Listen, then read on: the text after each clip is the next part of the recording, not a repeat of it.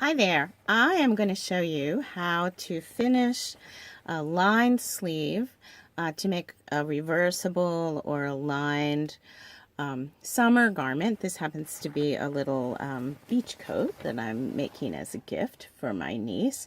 And I have pinned the sleeve. I have pulled it through a hole that I left in the bottom of the hem.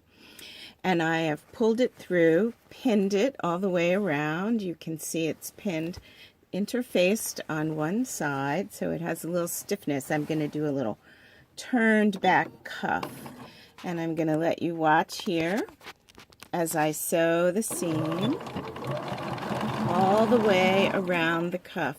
It seems kind of hard to get this done when you have these two circumferences coming through, but if you have a hole in somewhere inside the jacket, you've sewn the lining in all the way around. This is the rain or shine variation of the tabula rasa jacket.